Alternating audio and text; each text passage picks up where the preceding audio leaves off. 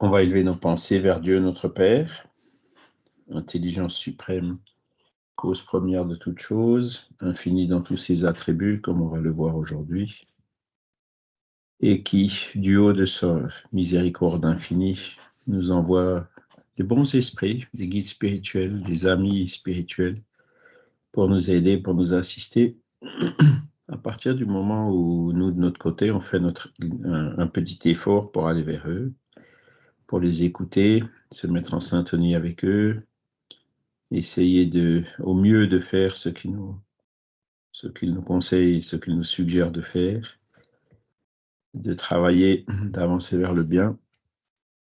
C'est pour ça que nous sommes réunis aujourd'hui, ce matin, tous les dimanches matins, pour étudier donc ce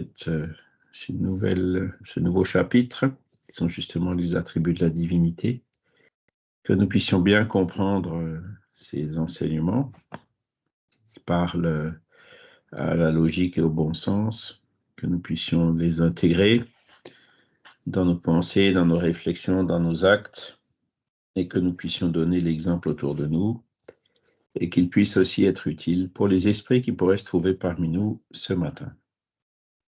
Voilà. Vous devez voir le programme.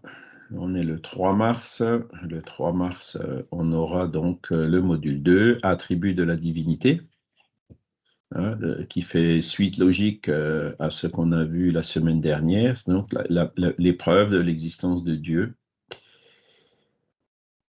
Si Dieu existe, quels sont ses attributs? Voilà la question à laquelle nous allons essayer de répondre aujourd'hui.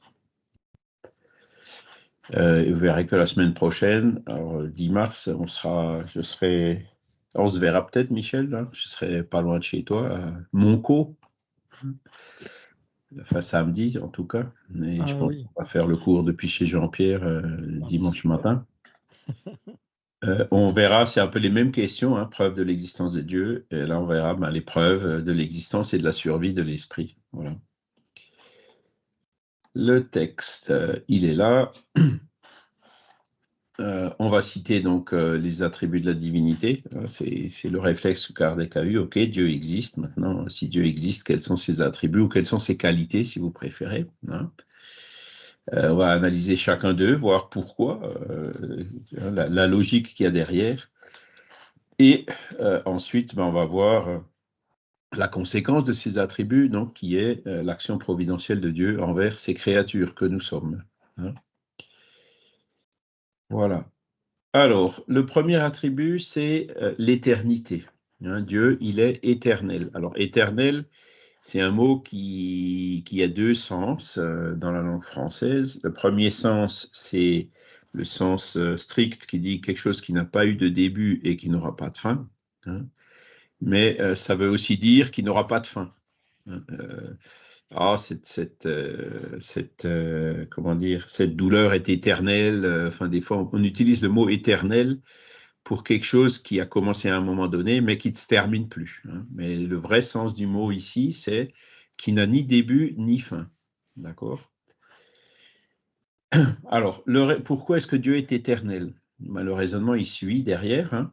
S'il avait eu un commencement, si Dieu avait commencé, avait été créé à un moment donné, hein, il serait soit sorti du néant, soit il aurait été créé lui-même par un être antérieur. D'accord? Donc, que Dieu sorte du néant, bon ben voilà, le néant, rien ne peut pas faire quelque chose, hein.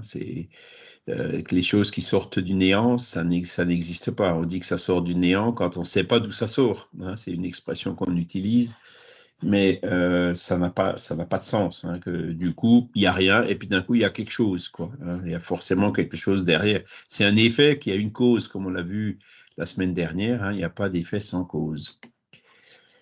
Ou bien, hein, donc ça c'est la première hypothèse qui n'est pas logique, ou la deuxième, si il avait eu un commencement, il aurait été créé lui-même par un être antérieur. D'accord? Donc ça veut dire que le Dieu qui a été créé lui-même par un être antérieur, ce ne serait pas Dieu. Ce serait l'être antérieur qu'il a créé qui serait Dieu. Vous voyez ce que je veux dire? Donc si Dieu existe, il n'a pas eu de commencement. D'accord? de proche en proche, on arrive, on remonte jusqu'à l'infini et jusqu'à l'éternité. D'accord? Donc Dieu est éternel. Il n'a pas eu de commencement, il n'aura pas de fin. Bon, là, en plus, avec en ce moment les remises en question qui se font sur la notion du temps, ça complique un petit peu plus le raisonnement. Mais je dirais, pour ce qu'on a besoin aujourd'hui, ça suffit de dire, si Dieu avait été créé, ce serait ce qui a créé Dieu qui serait Dieu et pas Dieu, mais pas ce qui a été créé. D'accord? Donc, c'est un raisonnement qu'on appelle raisonnement par l'absurde. Si on veut prouver si on veut prouver quelque chose, on montre que le contraire ne peut pas être. D'accord? Donc, ça veut dire que c'est un raisonnement mathématique qui est valable. Ensuite, il est immuable. Immuable, ça veut dire qu'il ne change pas, qu'il ne change jamais. D'accord? Alors pourquoi? Le même genre de raisonnement qui suit. S'il était sujet à des changements, les lois qui régissent l'univers n'auraient aucune stabilité, elles changeraient aussi. Si Dieu changeait, s'il changeait d'avis de temps en temps, ben, il changerait d'avis sur les lois de la nature, il les changerait de temps en temps, et c'est pas ce qu'on observe. On observe que les lois de la nature, même les lois physiques connues par la science, la constante de gravitation, la masse d'un électron, la vitesse de la lumière, il n'y a rien qui change. Ce sont des constantes fondamentales qui ne bougent pas. Donc, ce qu'on voit dans l'univers, c'est cette grande stabilité au niveau des lois qui régissent l'univers. Donc, Dieu, lui aussi, il doit être immuable. D'accord? Ça va toujours? Ensuite, il est immatériel. Alors, c'est une conséquence du précédent, parce que tout ce qui est matériel, ça change. Notre corps physique, tous ses composants, ils changent régulièrement. Tous les 2-3 ans, l'atome de carbone qui constitue notre peau, il a été changé 1, 2 ou 3 fois ou plus. Tout ce qui est matériel, ça change. Le fer rouille, etc. La nature se transforme, etc. Donc, comme Dieu est immuable, il ne peut pas être matériel, puisque tout ce qui est matériel, ça se transforme. D'accord? Donc, il peut être immatériel. Voilà. Sinon, il serait sujet aux transformations de la matière. Donc, Dieu n'est pas matériel, il est immatériel. D'accord? Ça va toujours? Bon, on continue. Il est unique. Là, on arrive à la notion de monothéisme, introduit par Moïse et puis par les Celtes, entre autres. C'était les premiers monothéistes, par rapport au polythéisme égyptien, grec, romain, hindou même. Non, Dieu est unique. Alors pourquoi? Toujours le même genre de raisonnement, qui sont ces raisonnements par l'absurde. On suppose le contraire. S'il y avait plusieurs dieux, il n'y aurait ni unité de vue, ni unité de puissance dans l'ordonnance de l'univers. D'accord? Donc, s'il y avait plusieurs dieux, ils ne seraient pas forcément toujours d'accord entre eux. Il pourrait y en avoir un ou l'autre qui a une vue différente du troisième. Or, ce n'est pas le cas. Et comme l'immuabilité, comme on l'a vu, il n'y a rien qui. Tout est créé parfait dès le départ. Et donc, la conséquence de ça, c'est que Dieu est unique. D'accord? Ensuite, le suivant qui découle aussi de celui-ci, c'est il est tout puissant. Pourquoi? Parce qu'il est unique. S'il n'avait pas la souveraine puissance, on pourrait concevoir quelque chose de plus puissant que lui, d'accord? Ou d'aussi puissant que lui. Et donc, ce serait ça Dieu. Ce ne serait pas ce qu'on pense être Dieu. Voilà. Il n'eût pas fait toutes les choses et celles qu'il n'aurait pas faites seraient l'œuvre d'un autre Dieu. Comme il est unique, il n'y a qu'un seul Dieu, voilà. Donc, il est forcément tout puissant. Ça va toujours? Et ensuite, il est souverainement juste et bon. La sagesse providentielle des lois divines se révèle dans les plus petites choses comme dans les plus grandes. On parle aujourd'hui du réglage fin de l'univers. Je vous en ai parlé un peu la semaine dernière. Voilà, tous ces mécanismes qui gouvernent ces lois naturelles, la trajectoire des astres, notre planète autour du Soleil, la rotation de notre planète sur elle-même, les conditions d'habitabilité, la vie, quand on voit, là, on est le printemps, la nature qui redémarre, etc. Bon, ben, on sent qu'il y a quand même quelque chose on reconnaît la sagesse divine dans toutes ces petites choses comme les grandes choses de la nature. Et cette sagesse ne permet de douter ni de sa justice, ni de sa bonté. Donc Dieu est souverainement juste et bon. Et celui-ci, bon, alors, tous ces attributs de Dieu, donc on y arrive à partir du moment où on admet l'existence de Dieu suite aux preuves qu'on a vues la semaine dernière. On arrive par voie de réflexion, par voie de conséquence, à tous ces attributs de la divinité. D'accord ? Alors, dès que vous voyez quelque part un raisonnement ou quelque chose ou une prémisse ou une conclusion d'un raisonnement qui contredit un de ces attributs, il y a forcément quelque chose qui est pas correct quelque part. D'accord ? Beaucoup de gens disent « je souffre par la faute à pas de chance ». Pourquoi moi ? Combien de gens se posent cette question? On se l'est d'ailleurs peut-être certainement, en tout cas pour ce qui me concerne, posé moi-même. Et ben, quand on se pose cette question, déjà par principe, c'est une question qui est absurde. Parce qu'on se dit, la faute à pas de chance, ça voudrait dire que ben, voilà, c'est la malchance qui a fait que je sois malade. Et donc, si je suis malade par malchance, ben, c'est pas juste. On est d'accord. Donc, quelque part, ça veut dire que Dieu n'est pas juste. Donc, forcément, cette affirmation ou le raisonnement que j'ai fait, il est faux.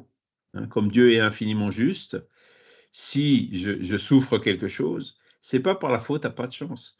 C'est en accord d'une loi souverainement juste et bonne, quoi. La loi de cause à effet telle qu'on connaît. Ce que je souffre à un instant donné, c'est une conséquence de quelque chose que j'ai commis librement en accord avec mon libre arbitre dans le passé, et donc dont je subis les effets, ou la conséquence aujourd'hui.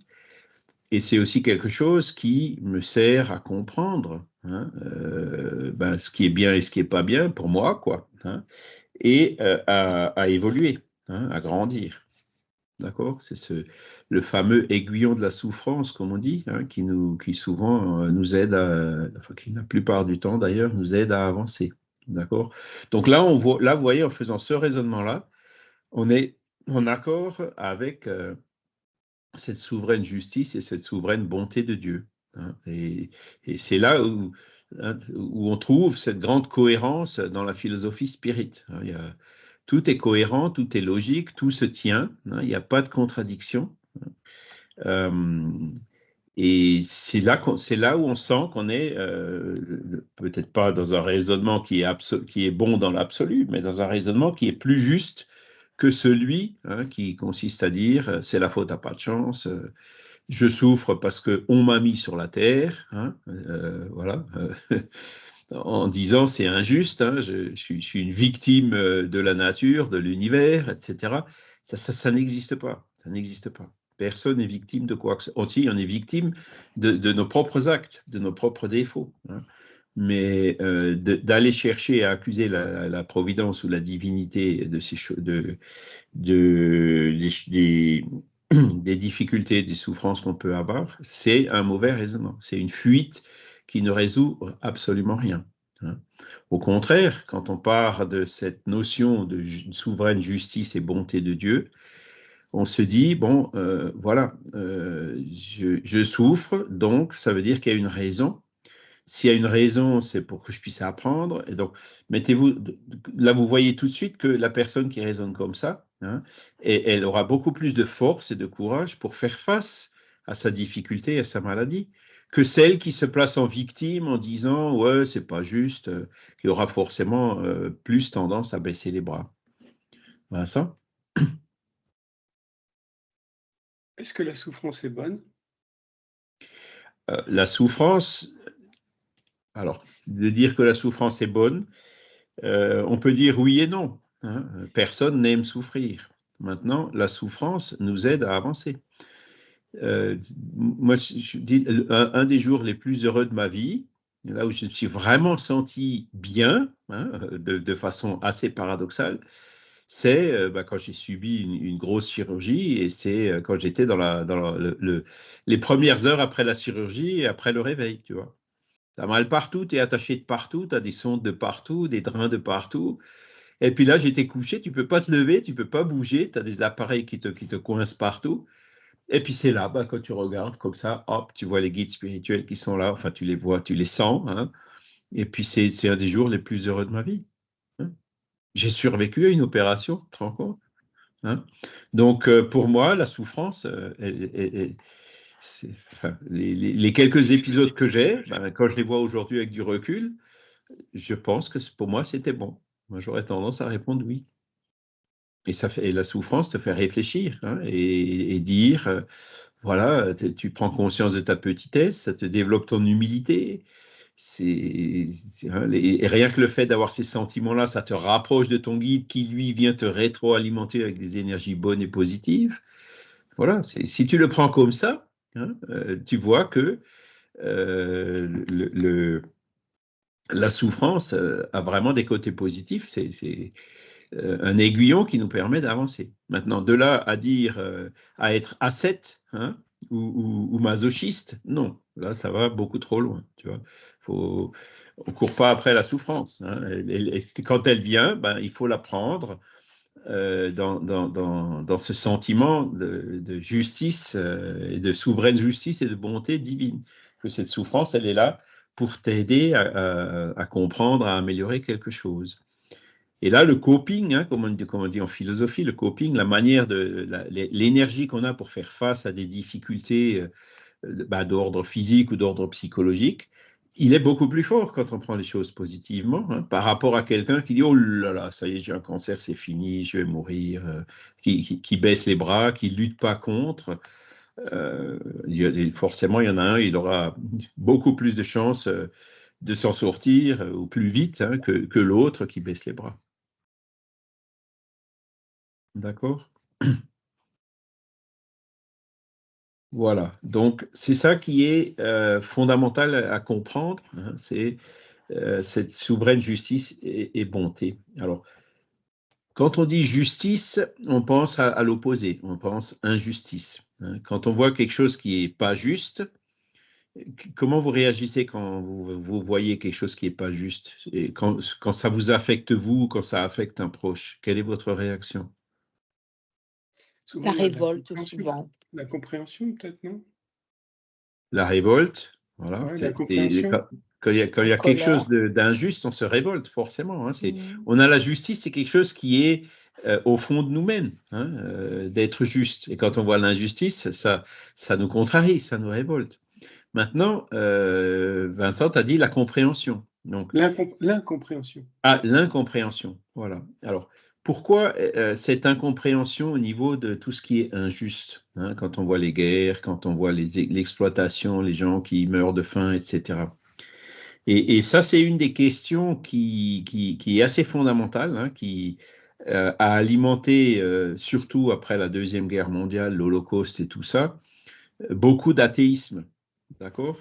Alors pourquoi? Parce que le raisonnement que font les gens, c'est de dire, ces gens-là, c'est de dire, si Dieu existe, il ne laisserait pas faire des choses comme ça. Donc ils ont quand même déjà cette première idée qui dit, si Dieu existe, il doit être infiniment juste. D'accord? Donc ils ont ça en eux. Donc ils disent, il y a des injustices, donc si Dieu existait, il ne laisserait pas faire ça. Or, là, c'est un raisonnement qui est assez fort et auquel il faut qu'on trouve, qu'est-ce qu'on peut répondre à ce genre de raisonnement, hein? Eh ben, Charles, excuse-moi, je crois que oui. Fabrice est dans la salle d'attente. Il a été Ah, déconnecté. oui, désolé. Effectivement. D'habitude, ça fait bling bling, mais là, ça ne l'a pas fait. Voilà, je pense qu'il est revenu. Oui, oui, je suis revenu. Ouais, désolé, je n'ai pas vu tout de suite. C'est pas grave, c'est pas grave. Donc, je reprends la question. Oui, on voit des injustices sur la Terre, hein. Il y a des gens qui disent si Dieu existait, il ne laisserait pas faire ça, donc Dieu n'existe pas. Ça, c'est le raisonnement qu'ils font, hein. Et nous, on dit, ben, Dieu existe et en plus, il est souverainement juste et bon. Donc, comment ça se fait qu'il y a des injustices sur la terre, hein, des gens qui ont faim, des guerres, des dominations, de l'esclavage, des discriminations, maltraitances d'enfants, d'animaux, etc. Hein, il y a quand même on traîne quand même beaucoup de boulets sur la terre. Ben, le raisonnement spirit, en accord toujours avec la philosophie spirit, et qui se doit d'être cohérent avec toutes ces notions qu'on vient de voir, hein, la réponse c'est Dieu, il a donné à l'être humain le libre arbitre. D'accord? Donc l'être humain est libre de faire le bien, mais il est aussi libre de faire le mal. D'accord? Il est libre d'être juste, mais il est libre aussi d'être injuste. Donc, l'injustice, hein, elle vient des actions des êtres humains. Elle ne vient pas de Dieu. Et Dieu, comme il nous a donné le libre arbitre, par définition, si on a le libre arbitre, on peut choisir entre le bien et le mal. Sinon, on ne serait pas libre. Si on pouvait choisir que le bien, on n'aurait pas le libre arbitre. Vous voyez ce que je veux dire? Et donc, le mal vient de l'homme. Le mal ne vient pas de Dieu. Ouais. Il faut aussi savoir qu'on est dans des contextes où les gens sont en difficulté. Moi, je me souviens d'une personne qui m'a raconté qu'elle a dû faire la guerre d'Algérie et qu'elle devait faire ce qu'on appelait les corvées de bois, c'est-à-dire prendre un pistolet et aller tuer un félaga un peu plus loin. Oui, Et on lui expliquait que s'il ne le faisait pas, c'est lui qui serait tué. oui.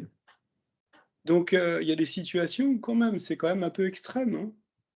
Oui, alors, Choisir de effectivement, mourir plutôt que de tuer quelqu'un d'autre, c'est assez violent, hein. ben, tout à fait, tout à fait. Ça fait partie de ces injustices qu'on souffre. Et cet Mais homme n'était plus croyant après ça, hein. Je peux te dire, c'était quelqu'un de élevé dans la religion. Il m'a dit: «Voilà, j'ai été élevé dans la religion, j'étais croyant et quand je suis revenu de l'armée, quand je suis revenu de la guerre d'Algérie, j'étais plus croyant, hein. Je croyais plus en rien et je rêvais toutes les nuits des meurtres que j'ai faits les uns après les autres». voilà, et Et ben ça, il en a rêvé toute sa vie, hein. mhm, C'est comme s'ils existaient, c'est un traumatisme chez lui, hein, c'est clair. mhm. Et ça, c'est la parfaite illustration, hein, de ce qu'on vient de dire, hein. C'est un excellent exemple, hein. L'être humain, en voyant l'Holocauste et puis ce que tu viens de dire, et même après l'Holocauste, hein, donc la guerre d'Algérie, c'était dans les années 60, en voyant toutes ces horreurs et toutes ces injustices, s'est mis à douter de Dieu. Pourquoi? Parce qu'il n'avait pas comment dire, les éléments de raisonnement nécessaires pour comprendre pourquoi ces choses-là se présentent, pourquoi ces choses-là ont lieu. Mais est-ce que qui c'est qui lui a mis le couteau sous la gorge en disant si tu tues pas, c'est toi qui vas être tué? C'était pas Dieu, c'était ses supérieurs hiérarchiques, c'était un être humain, on est bien d'accord, hein? Donc, ça confirme ce qu'on vient de dire, c'est-à-dire que le mal et tout ce qui est injuste dans l'humanité vient de l'être humain, ne vient pas de Dieu. Oui, mais est-ce que tu aurais le courage de te laisser tuer plutôt que tu allais tuer quelqu'un d'autre? Ah, c'est probable, ouais. Moi, enfin, je suis plutôt, tu vois, genre Boris Vian, hein. C'est du genre, ah, vous me convoquez, ben je viens pas, hein. Donc, si vous voulez, ben vous envoyez vos soldats, je serai là, je suis là, voilà mon adresse, et puis s'ils veulent tirer, ben ils tirent, mais j'irai pas. Tu vois, j'aurais plutôt eu ce genre d'attitude, hein. C'était plus Et radical, hein, dans la guerre d'Algérie, c'était assez radical, c'était pas très dans la dentelle, hein. ouais, ouais, je sais bien, et t'avais C'est vite pas trop le réglé, hein. choix, hein. Moi, j'ai eu la chance d'avoir le choix, hein, c'est-à-dire plutôt que d'aller prendre les armes, parce que le service militaire était quand même obligatoire encore à mon époque.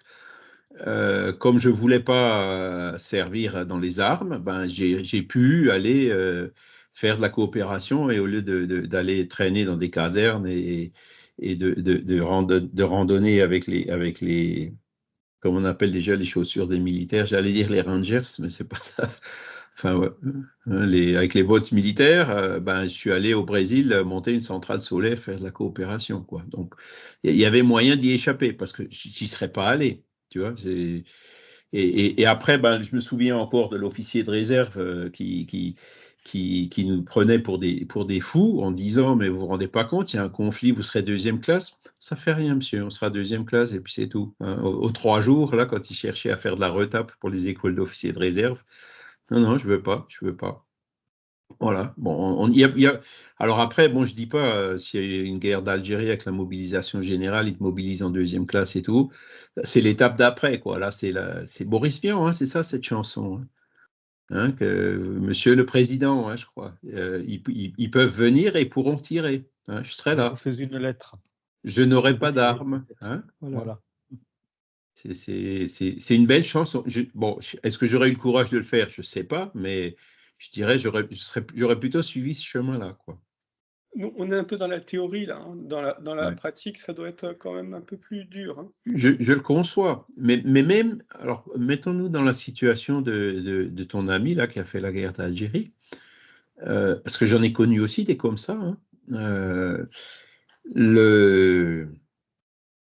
Après, la question c'est pourquoi moi j'ai souffert ça, tu vois.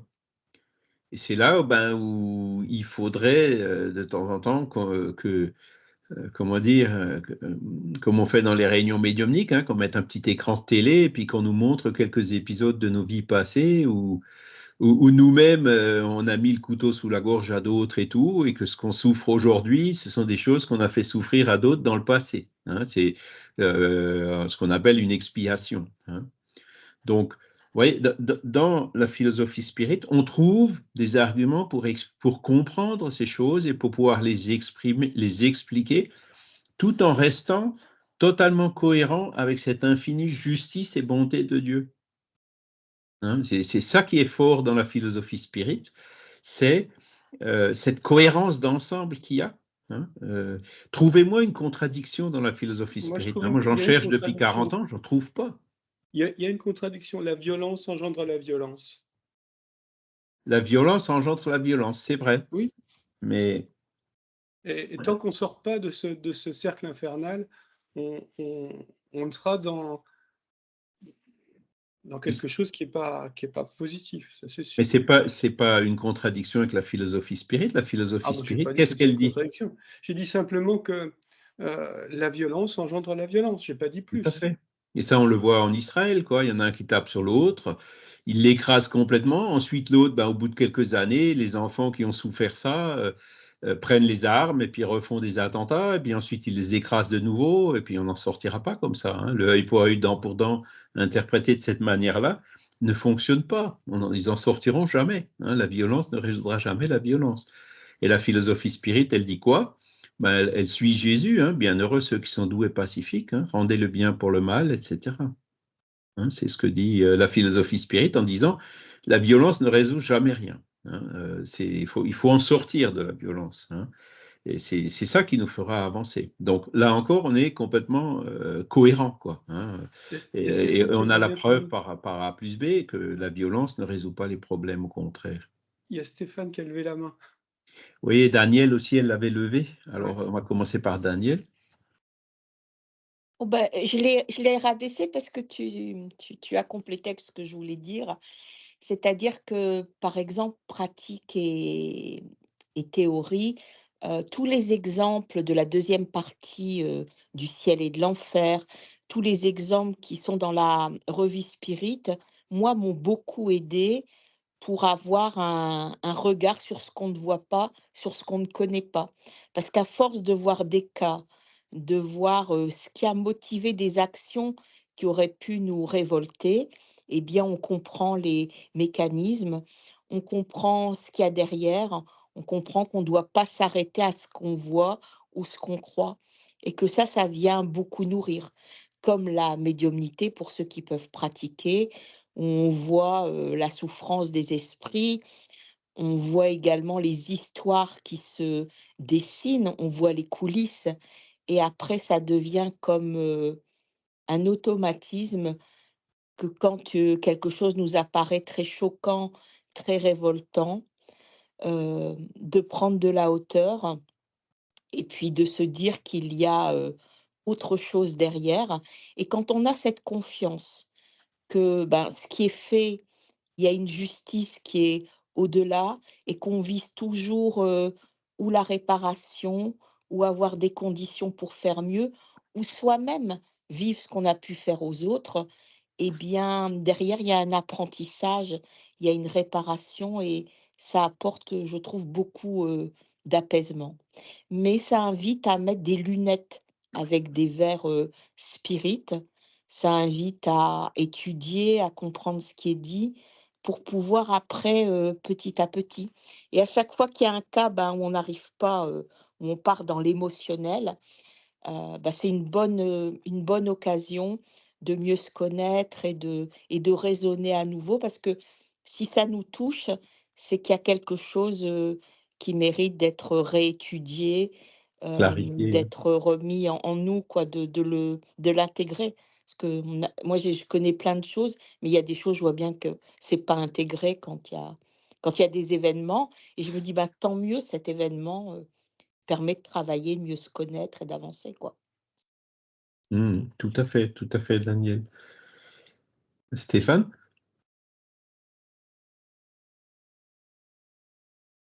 Oui, bonjour à tous. Et simplement, par rapport à ce que disait Vincent, la violence, et tu parlais ensuite que le spiritisme, en fait, n'est pas dans cette logique. En fait, la logique du spiritisme, comme tu le disais, c'est les enseignements de Jésus et d'autres qui enseignent l'amour en réponse. Alors ça paraît simple à dire comme ça, mais c'est vrai que vu du monde spirituel, c'est la seule réponse. Le pardon de ce qui a pu être fait dans une vie ou une autre. Et c'est les seuls moyens aussi de ne pas avoir des destins liés éternels, entre guillemets, avec des obsessions, pourquoi pas.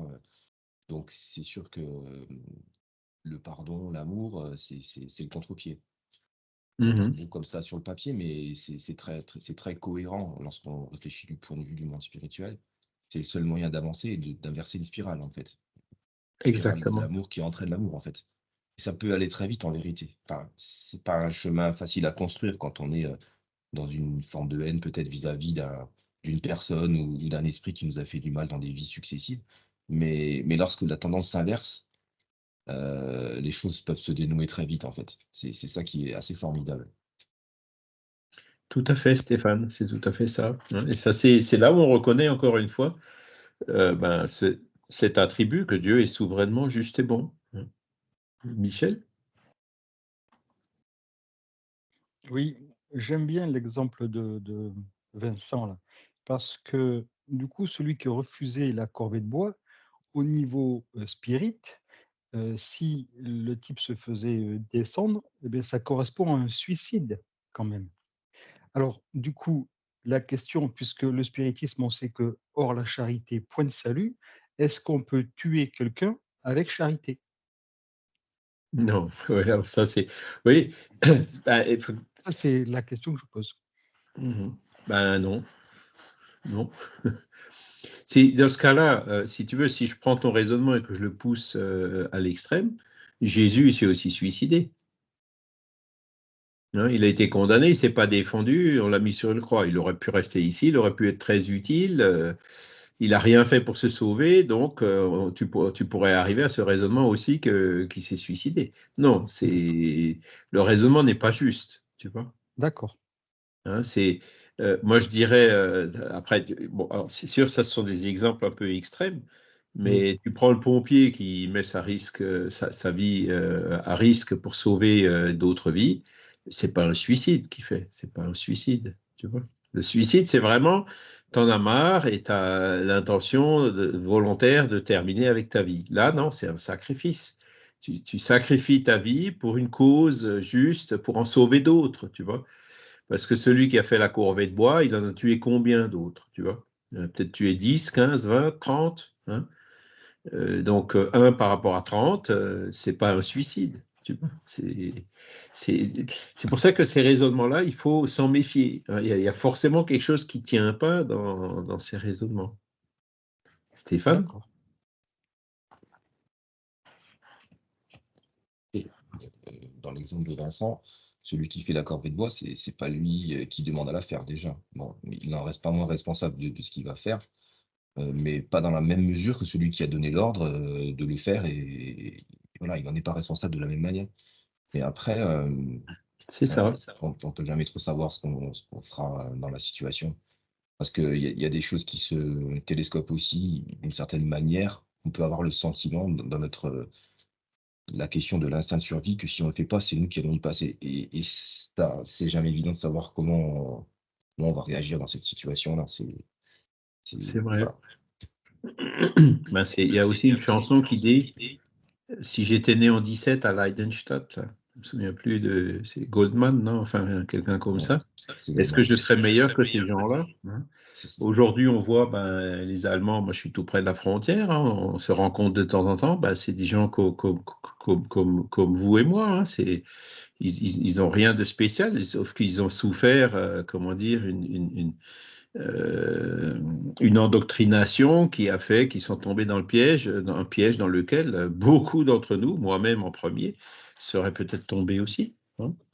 Donc voilà, c'est là où intervient justement, comme tu le dis Stéphane, cette question de responsabilité, quoi. Hein, c'est faire le mal pour faire le mal par volonté de faire le mal, c'est quand même beaucoup plus lourd pour notre responsabilité, pour notre conscience, que de faire quelque chose qui est mal sans qu'on le sache, sans qu'on en soit conscient. Hein. Et c'est là aussi, dans ce genre de choses, on reconnaît cette souveraine justice et bonté de Dieu. Hein, la responsabilité qui va avec la connaissance de cause. Hein. Jésus l'a dit et répété, hein, il sera beaucoup demandé à ceux qui auront beaucoup reçu, etc. Hein, plus on sait, moins on a d'excuses de ne pas faire, de pas se mettre en adéquation avec ce qu'on sait. Hein. Alors que si on ne sait pas, bon, ok, on en souffrira quand même des conséquences, hein, mais comme on ne savait pas, il y aura des circonstances atténuantes. Mais le fait que, par exemple, dans le temps, beaucoup de gens fumaient, mais les gens mouraient quand même du cancer, même s'ils ne le savaient pas. C'est ça qui nous a appris la nocivité du tabac. C'est comme ça que l'humanité évolue. Hein. C'est là aussi on voit justement les souffrances, le côté utile, hein, de ces souffrances qui sont souvent, qui nous aident à avancer. Parce que la souffrance, c'est vrai que c'est un sujet difficile. Hein. C'est Léon Denis qui en parle dans le problème de l'être et de la destinée. Hein. Il parle justement de la douleur en montrant tout souffre dans la nature. Hein. Il parle des animaux, il parle des plantes, hein, parce que moi je connais des personnes qui sont complètement révoltées en disant c'est pas juste, Dieu n'existe pas parce que les animaux souffrent. Ils n'ont rien fait pour souffrir. Donc Dieu n'existe pas. S'il était juste, il ne laisserait pas faire. Vous voyez, c'est encore un raisonnement qu'on peut trouver. Hein. Et pareil, si on voit la souffrance comme étant un instrument pour se renforcer, pour évoluer, quelque chose de temporaire, pour que ce soit beaucoup mieux après, hein, du genre le médicament qui est mauvais qu'on avale pour après guérir la maladie, s'il y a un côté positif, hein, c'est un mauvais moment à passer pour avoir de bien meilleurs moments par après, quoi. Hein. Donc, on la voit plutôt comme un instrument, comme un outil, hein, quelque part, qui nous stimule à bouger, à avancer. Hein. Et donc, c'est plutôt comme ça qu'il faut voir la souffrance. Et si on la voit comme ça, hein, déjà, en soi, ça l'atténue. Hein. Je vous disais, là, en sortant de la salle d'op, c'est pas marrant d'avoir tout ça, mais ça passe tellement vite. Hein. Aujourd'hui, avec le recul, voilà. Hein, et puis quand la maladie arrive, hein, si on la prend positivement, c'est fou. Hein, comme les guides spirituels sont là en disant, tu vois, tu avais programmé ça avant de te réincarner, maintenant c'est arrivé, là, le moment est venu. Voilà, tu y fais face et puis hop, derrière, quelque part, tu as appris quelque chose avec ça, tu t'en sors et puis tu continues. Puis voilà. Hein. C'est quand même beaucoup mieux que de baisser les bras et puis d'accuser la providence et puis de s'enfoncer dans un cercle vicieux, dans une spirale négative. Hein. Vous voyez, cette souveraine justice et bonté de Dieu, c'est un attribut parmi les plus fondamentaux. Vincent? Je crois que si c'était si simple, il n'y aurait pas tant de psychologues et de psychiatres. Hein. Oui, ça, oui. Parce que de la souffrance, il y en a, qui engendre de la souffrance. Hein. J'étais proche d'une personne qui a souffert toute sa vie, qui était elle-même psychologue, qui a été chez les psychiatres toute sa vie, mais qui répète sa souffrance indéfiniment, hein, et qui n'avance pas. C'est un psychologue qui est allé chez le psychiatre, c'est ça? Oui, bien sûr. Ouais. Mais Ouais, ouais, bah, et un c'est psychologue peut très bien faire une une analyse évaluation. chez un psychiatre. Hein, c'est très possible. Et payer beaucoup parce que c'est très cher. Là, c'est pas de la spiritualité gratuite. Hein. Non, ouais. Mais bon, après, voilà, moi je me souviens pas avoir été un jour chez un psychologue ou un psychiatre. Hein. Bon, je veux pas me vanter, mais bon, j'en aurais certainement eu besoin par moment, mais j'ai jamais senti le besoin d'y aller. Mais je conçois quand même que on voit parfois des personnes qui ont des problèmes assez sérieux et qui ont besoin de cette aide extérieure pour pouvoir se sortir de leurs difficultés. Hein. Mais moi, je pense que le meilleur psychologue, hein, c'est un peu provocateur, ben, c'était Jésus. Hein. Et il y a d'ailleurs un excellent livre, hein, vous savez, Johanna de Angelis d'Ivaldo. Beaucoup de gens disent, ouais, le spiritisme ne parle pas beaucoup de psychologie. Si, si, si, si. Johanna de Angelis, hein, par Divaldo, elle a écrit une quinzaine de livres de la famille série psychologique. Et le premier d'entre eux, hein, la psychologie de Jésus, il est traduit en français. Je vous conseille de le lire, c'est absolument excellent. Et moi, cette psychologie-là, ça, je comprends. Hein. Mais après, quand ça rentre dans le Freud, et ces gens-là, je suis très vite paumé. Hein. C'est pas du tout ma tasse de thé. Hein. Je me perds complètement. Mais cette psychologie de Jésus, en fait, quelque part, avec ses notions et ses compréhensions de ses attributs divins, par exemple, avec ça, j'arrive à m'en sortir, quoi. Hein. Il y a des fois des périodes difficiles dans la vie, mais avec la réflexion, on arrive à comprendre, on arrive à voir, et puis l'inspiration qui se fait présente aussi à ce moment-là, j'ai toujours réussi à m'en sortir sans trop de difficultés. Mais je conçois que, je ne dis pas qu'il ne faut pas de psychologue, hein, du tout, hein, mais il en faut. Hein. Par contre, ce que je vois, c'est, moi, il y a des fois des psychologues qui m'inquiètent. Hein. Je connais des gens qui sont psychologues ou même psychopraticiens. Quand tu les connais, tu te dis, punaise, comment est-ce qu'une personne comme ça peut aider d'autres personnes? Hein. Certainement, il y arrive, mais moi, j'irai pas. Hein. Alors ça, jamais. Hein. Il faut quand même avoir une certaine confiance. Et je lui dis, bon, moi, je n'ai jamais été chez le psychologue ou le psychiatre, mais j'ai des personnes proches qui y sont allées, et puis c'est passé des choses qui sont absolument incroyables. Lamentable. Hein. Donc voilà. Hein. Non. J'ai vu enfin voilà, je ne vais pas donner d'exemple, mais des attitudes de psychologues qui étaient plutôt mauvaises, hein, que bonnes, hein, clairement. Il aurait mieux valu ne pas y aller. Mais tous ne sont pas comme ça, hein, ça clairement. Et puis il y a des personnes qui en ont vraiment besoin, donc je ne veux pas jeter la pierre non plus. Hein. S'il faut y aller, ben, il faut y aller. Mais bon, cette psychologie de Jésus, elle est quand même plus simple, moins chère aussi, hein, et bougrement efficace. Alors Il faut que Vincent? tu nous laisses l'adresse. Hein. Il faut que tu nous laisses l'adresse de Jésus parce que bon, pour le cabinet, je ne sais pas où il est, hein, son cabinet. Ah ben, il est dans la nature, dans l'univers, hein, dans Hein. l'évangile, il C'est est la dans, vie, dans c'est ces livres qui ont l'incarnation. été écrits. Hein. Dany, tu disais? Son cabinet, c'est l'incarnation, c'est la vie. Voilà. C'est les gens qu'on rencontre, c'est les Oui, situations qu'on traverse. oui. Oui. Stéphane?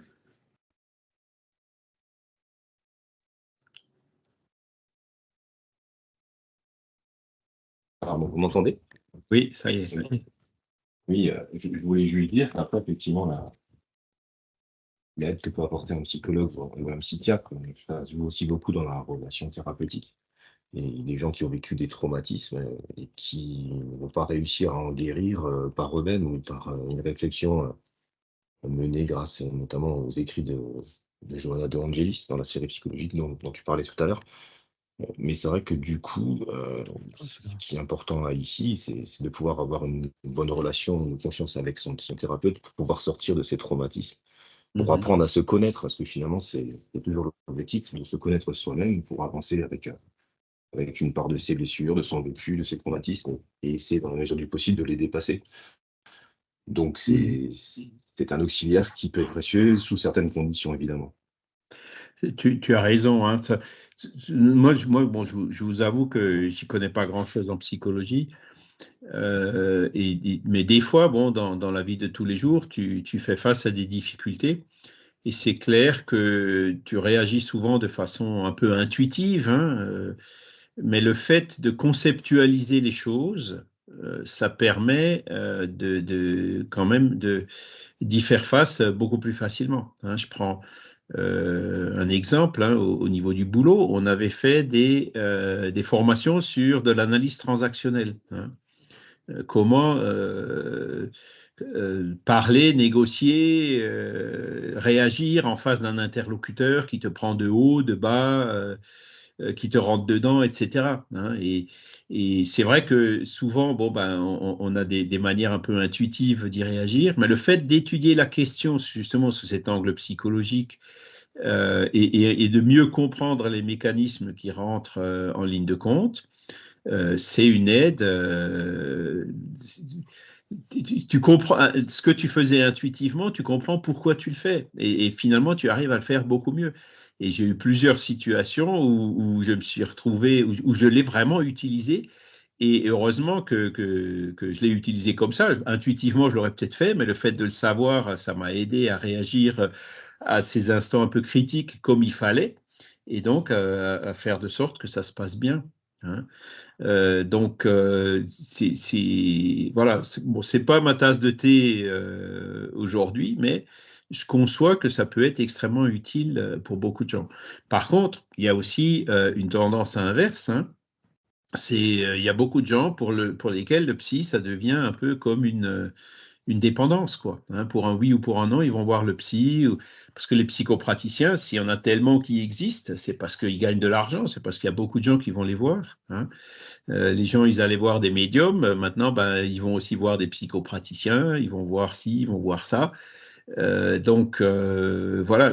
Encore une fois, je dis pas que le fait de devenir trop dépendante pour un oui ou pour un non, chaque fois devoir aller voir un praticien, hein, dès que s'installe une dépendance, c'est pas bon, hein.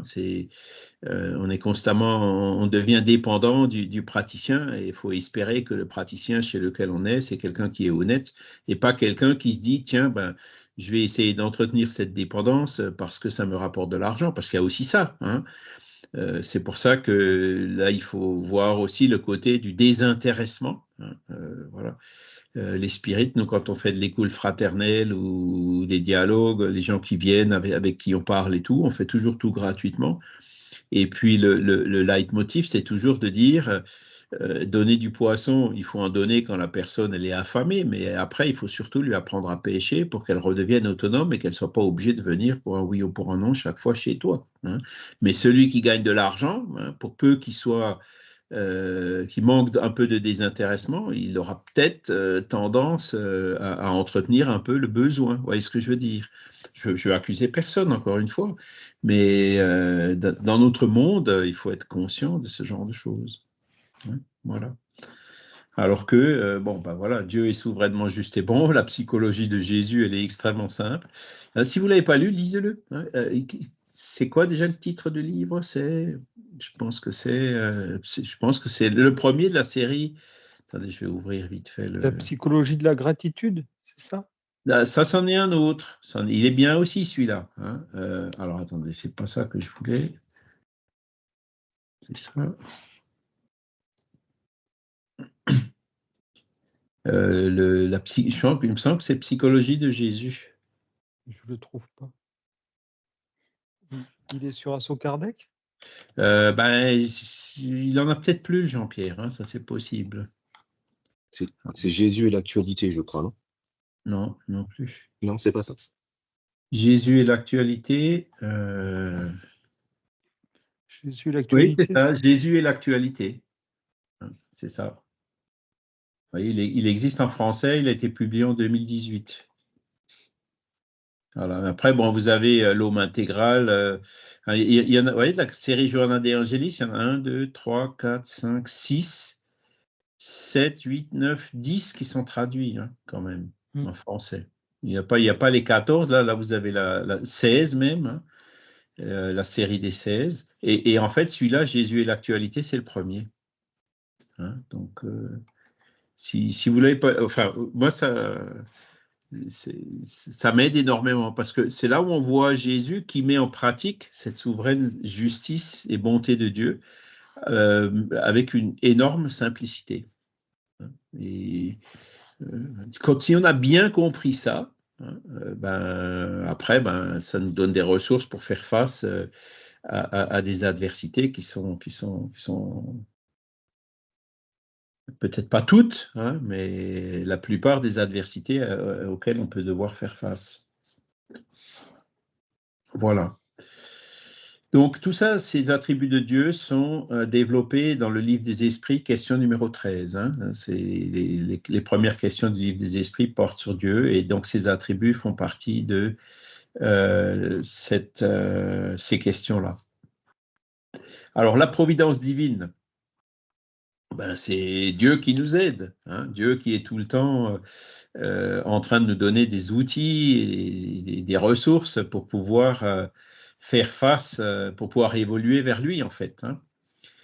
Et donc, là, on arrive dans la Genèse, hein, parce que la Genèse, il y a aussi le chapitre 2 de la Genèse parle de Dieu. Donc, à l'item 20, Kardec nous dit « La providence est la sollicitude de Dieu pour ses créatures.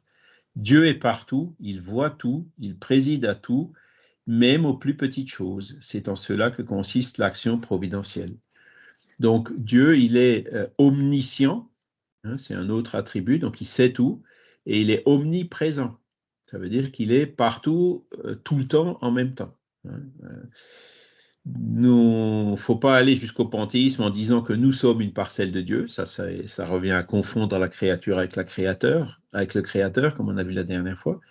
Par contre, voilà, il n'y a pas une feuille qui tombe d'un arbre sans que Dieu le sache. Il est vraiment omniscient, il sait tout. Hein.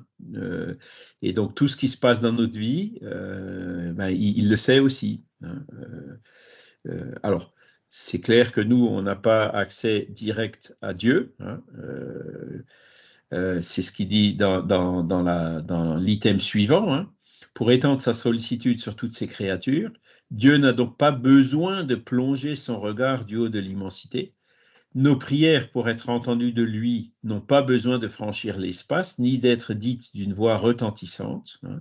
Elles sont entendues même quand c'est mental en nous-mêmes. Hein. Car sans cesse à nos côtés, nos pensées se répercutent en lui. Nos pensées sont comme les sons d'une cloche qui font vibrer toutes les molécules de l'air ambiant. Toujours Kardec dans le chapitre 2 de la Genèse, item 24. Donc voilà, Dieu nous a créés, il est infiniment juste et bon, et il est toujours près de nous. Et en plus, hein, comme il peut paraître parfois un peu, l'accès qu'on peut avoir à Dieu peut parfois être limité à cause de notre petitesse et de notre imperfection, il y a des êtres intermédiaires qui sont là, entre lui et nous, hein, pour nous aider. C'est ce qu'on appelle les anges gardiens, les guides spirituels, ça fait partie, ça aussi, de la providence de Dieu. Hein, et les esprits sont formels là-dessus. Chacun de nous, hein, Vincent, Marlène, Michel, Joël, il y a un esprit qui est supérieur à nous et qui est là en permanence pour nous, dont la mission c'est de nous aider.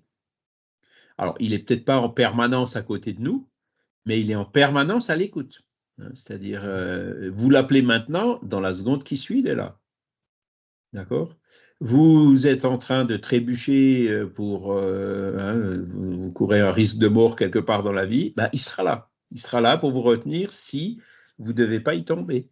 Hein. Et ça, il faut qu'on en soit conscient.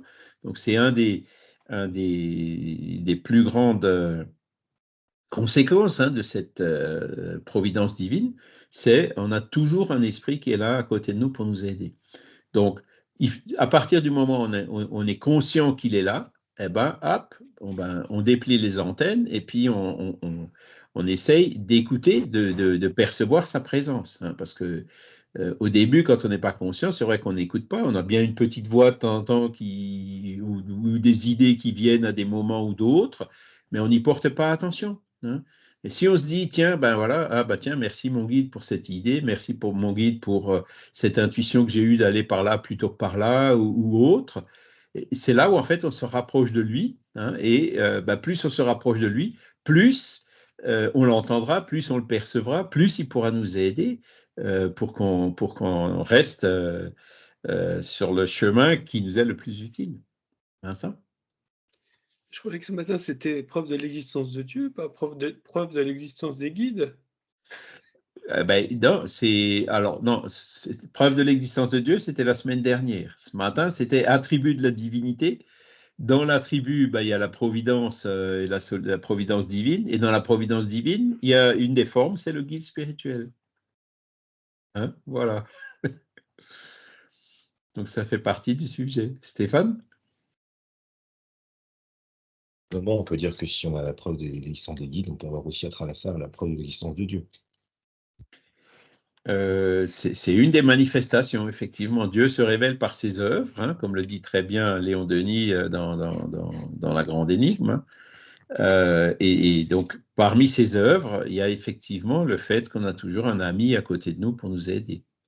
Je dis, on n'en a pas qu'un, mais il y en a un qui est responsable de ça, plus particulièrement de nous. Après, il y a l'esprit de mon père, l'esprit de ma mère, l'esprit des amis que j'avais qui sont déjà allés de l'autre côté. Il y en a d'autres, hein, des esprits familiers qui sont là pour nous aider, des esprits, hein, Joël, du genre Roger Pérez qui vient de temps en temps. Il y en aura toujours, hein, les gens avec lesquels on a eu de bonnes relations, de bonnes affinités, ils ne nous lâchent pas comme ça du jour au lendemain. Ils ne peuvent pas non plus tout le temps être là. Le guide spirituel, lui, il est tout le temps là. D'accord? C'est sa mission. Hein, les autres, des fois, ils viennent, ils partent. Parfois, on a des esprits qui suivent la famille, entre guillemets, et qui peuvent parfois venir accompagner des jeunes enfants qui désincarnent pour les aider à comprendre leur chemin. La grand-mère d'une grand-mère, par exemple, quelque chose comme ça. C'est ça, oui, c'est ça. C'est les esprits de la famille, même parfois des esprits qu'on n'a pas connus longtemps, qu'on n'a pas connus beaucoup, mais qui tiennent à nous, qui sont là, le peu qu'on les a vus, suffit pour créer ce lien, et ce lien qui perdure par-delà la mort. Hein. C'est ça aussi la providence divine. Moi, je peux dire qu'on a toujours deux esprits qui sont à côté de nous. C'est notre guide protectrice et notre guide famille. Voilà. Ils sont toujours là. Le guide protecteur, lui, il est toujours là, effectivement. Et puis après, des esprits familiers, il y en aura toujours. Grégory? Oui, notre guide spirituel a-t-il une équipe, des délégués? S'il utilise des délégués? S'il peut déléguer parfois certaines de ses missions à d'autres? Est-ce qu'il fait tout seul? Ou alors, est-ce qu'il peut y avoir une équipe spirituelle qui va le seconder pour des petites tâches, par exemple, pour vous aider dans votre vie? Il peut très bien faire ça, effectivement, mais ce sera sous sa responsabilité. Hein, il peut très bien avoir... c'est typiquement les personnes, par exemple, qui commencent dans la médiumnité. Au début, quand on fait les gammes, tracer des traits avec c'est pas le guide, c'est un autre esprit qui est là pour nous aider à développer ce travail-là. Mais c'est toujours sous la supervision et sous la responsabilité du guide. Ce qu'il faut bien... Alors, moi, j'ai aussi entendu des gens faire le raisonnement suivant en disant... Ah ouais, mais là, tu vois, je me suis planté parce que mon guide, il a été inattentif. Il n'était pas là, il était en train de roupiller, il était ailleurs. Pareil, je dis non, ça c'est un raisonnement qui ne peut pas être juste. C'est forcément faux comme raisonnement. Hein. C'est encore une fois chercher des excuses dans la faute à pas de chance. Vous voyez, ces esprits-là, c'est pas des bricolos, quoi. Hein, ils sont là, le guide spirituel, il est responsable, il sait ce qu'il fait. Hein, on le voit, les exemples qu'on peut avoir, par exemple, la littérature de Chico Xavier avec Emmanuel, hein, dans sa biographie, comme on peut le voir. Quand il est là, il est là.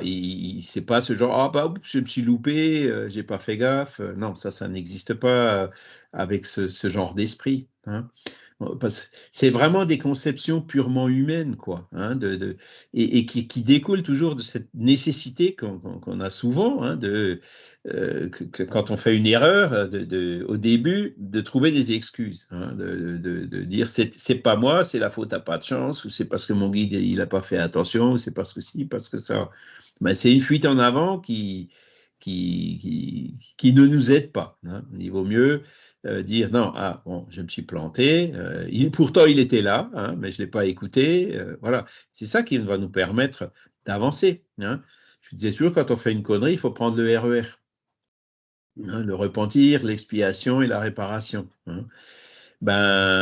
Avant le repentir, il y a justement cette phase de de donner des excuses, de dire c'est pas moi, c'était pas moi. Hein, et donc, cette phase, c'est en général la première réaction. Non, non, c'est pas ma faute, j'y peux rien, j'ai rien à voir avec ça. Et ensuite, il y a une deuxième étape qui vient après celle-là, c'est quand on se rend vraiment compte que, ben, si, c'était nous et tout. Là, on peut sombrer dans une culpabilisation qui elle aussi, peut nous handicaper pas mal. Hein, vous voyez, donc on tombe un peu d'un extrême à l'autre. Et le repentir, c'est vraiment quand on ressort donc de cette donner des excuses, la culpabilisation, et ensuite on arrive au repentir sincère, actif, proactif, là où on dit bon ben c'est un repentir responsable dans lequel on prend des actions pour avancer, hein, pour aller vers l'expiation et la réparation. D'accord? Et donc, c'est cette phase de dire c'est pas moi, c'est pas de ma faute, c'est la faute à pas de chance, c'est parce que mon guide y roupillait ou des choses comme ça, ce sont des mauvais réflexes. Hein. Il faut qu'on essaye de s'en débarrasser le plus possible. Stéphane? En fait, le guide peut nous inspirer un certain nombre de choses. Si on reste en syntonie avec lui et qu'on est dans cette logique, ça va nous parler. Mais in fine, le libre arbitre nous appartient et le guide ne va jamais agir pour nous. Donc, en gros, quoi.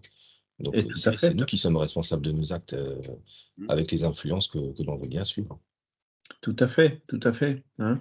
Le guide, il pourra peut-être nous faire sentir qu'on n'est pas sur le bon chemin, mais la personne qui veut vraiment trouver des excuses et accuser Dieu de toutes les bêtises qu'il a pu faire lui, bah, le guide, il n'aura pas d'autre choix que de respecter le libre arbitre et de le laisser faire. Hein. Il le voit s'enfoncer, donc ça lui fera de la peine, quoi, mais il restera quand même à côté. Hein, mais c'est ce que dit Kardec dans les chapitres du guide, en disant, le guide, quand on ne l'écoute pas, ben, il prend un peu de recul. En fait, c'est même pas tellement le guide qui prend du recul, c'est nous qui nous éloignons de notre guide. Vous voyez, c'est comme ça qu'il faut le voir. Parce que ben, si on ne l'écoute pas, il peut pas faire grand-chose. Le guide, Charles, il n'est pas constamment à côté de nous. Alors, ça dépend de ce que tu Il a entends autre chose à être à faire, côté de nous. Il Tu a sais, aussi avoir une mission aussi à faire aussi dans le monde spirituel aussi. il a Bien d'autres qu'on choses doit à faire. Mais voilà, sauf que ces esprits-là, il peut très bien être sur Jupiter maintenant, et puis dans le quart de seconde qui suit, être ici. Donc même s'il est sur Jupiter, il est là, tu vois. C'est ça que ça veut dire. Et ensuite, il a aussi le don d'ubiquité, il peut faire plusieurs choses à la fois. Donc il peut faire autre chose et en même temps rester constamment connecté avec toi. Et puis dès que, comme c'est sa mission prioritaire, dès que dans cette connexion qu'il a avec toi, il sent quelque chose, ben dans le quart de seconde, il sera là. Tu vois? Donc c'est comme s'il était tout le temps à côté de nous, même si en réalité, il ne l'est peut-être pas. D'accord. Hein, c'est comme ça qu'il faut le voir. Vincent? Est-ce qu'il y a des gens qui n'ont pas de guide? Non. Si. Non, il n'y a pas de gens qui n'ont pas de guide. Si, moi, j'ai pas de guide. En tout cas, je l'écoute pas, donc j'ai pas de guide. Ah bah, si tu l'écoutes pas, ça ne veut pas dire que tu n'en as pas. Tu vois? Si, tu en as un, Vincent. Tu en as un. Ah si, ça, tu peux. C'est peut-être, je pense que tu as bien J'ai pas de compris. Hein. guide et je suis pas médium, donc voilà, je n'écoute rien, je suis sourd. Il n'y a Moi, pas pire sourd que celui qui veut pas entendre. Je suis pas médium non plus, hein, mais c'est vrai que celui qui veut pas entendre, c'est ça en fait. Hein. On a toujours la voix de la conscience qui nous parle, hein, mais il y a des gens, qu'on me dit, qui sont inconscients, qui n'écoutent même pas la voix de leur conscience. Et ça, ben, patience. Hein, donc, ils vont trébucher jusqu'au jour où, ben, quand ils seront vraiment dans une situation difficile, ils changeront, quoi. Mais non, tout le monde a un guide, même toi, Vincent. Il est souvent à côté de toi. Hein. Mais bon, après, il faut l'écouter. Hein. Il faut l'écouter. Moi, je suis un très mauvais élève, je n'écoute personne, même pas moi, des fois. Ouais, mais bon, ça passera, ça viendra, ne t'inquiète pas. Et peut-être beaucoup plus rapidement que tu ne le penses. Voilà. Il est déjà 9h07. Bon, alors, je pense qu'on a terminé pour ce sujet. On a fait le tour.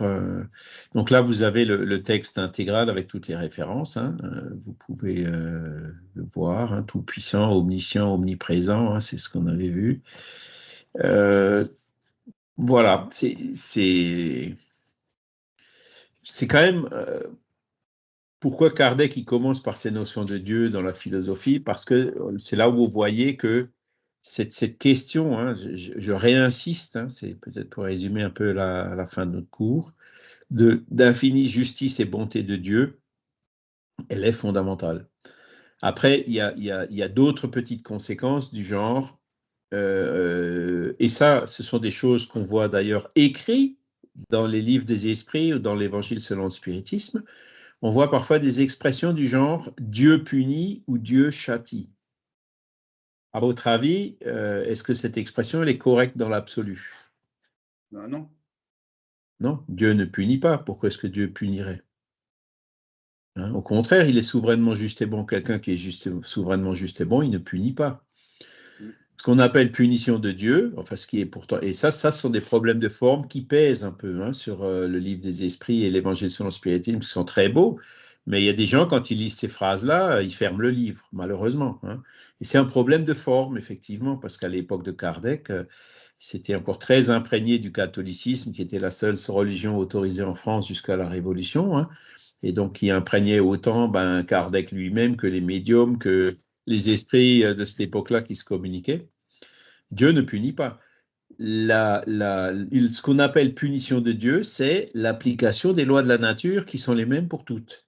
Hein. Je prends toujours le même exemple. Vous tapez sur le doigt avec un marteau, la punition de Dieu, c'est que ça fait mal.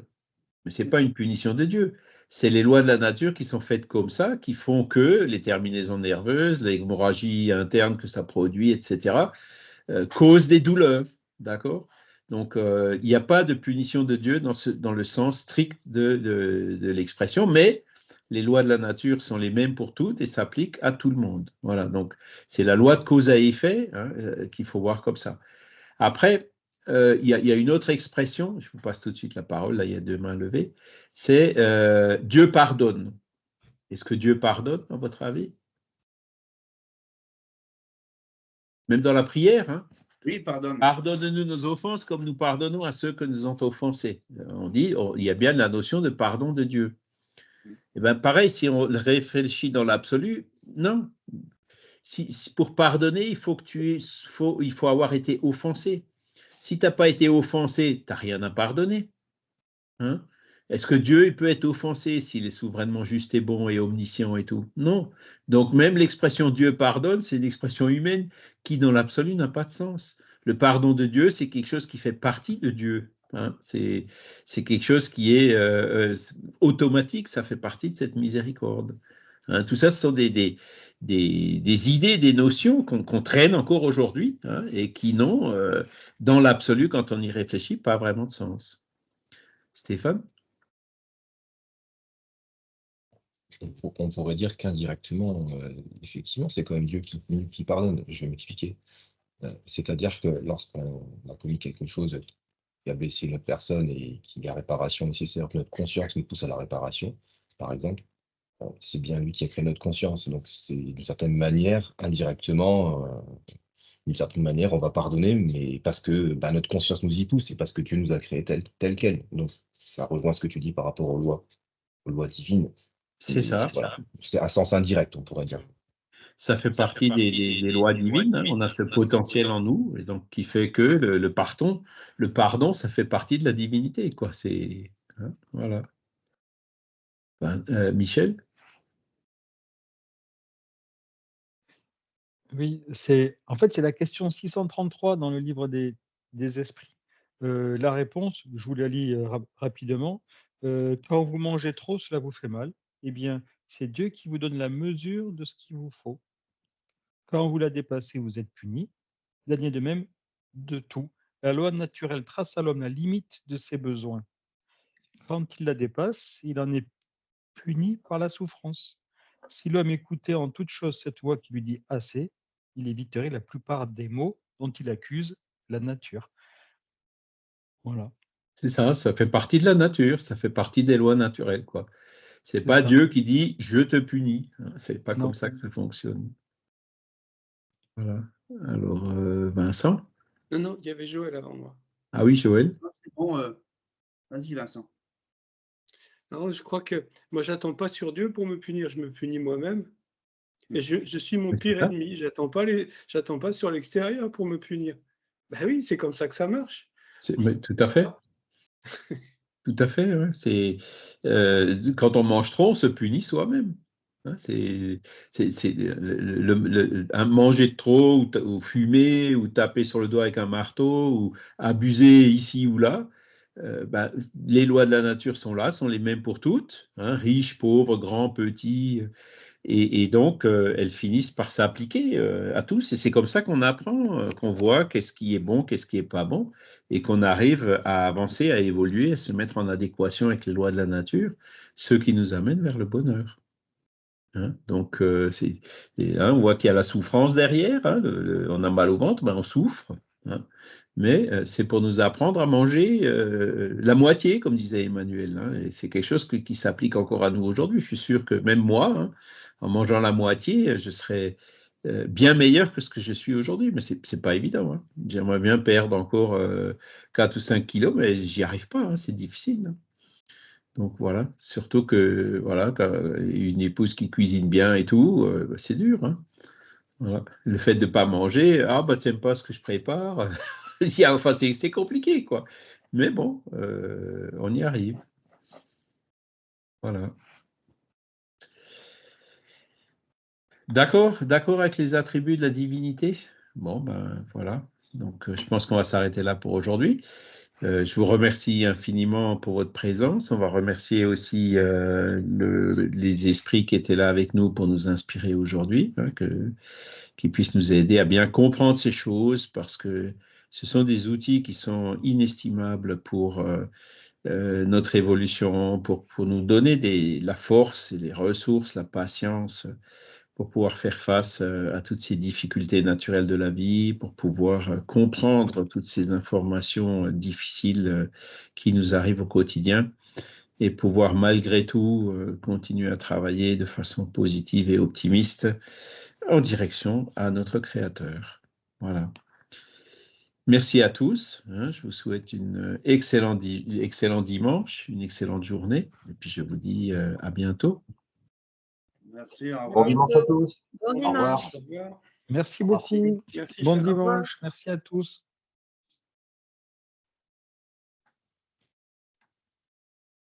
Monsieur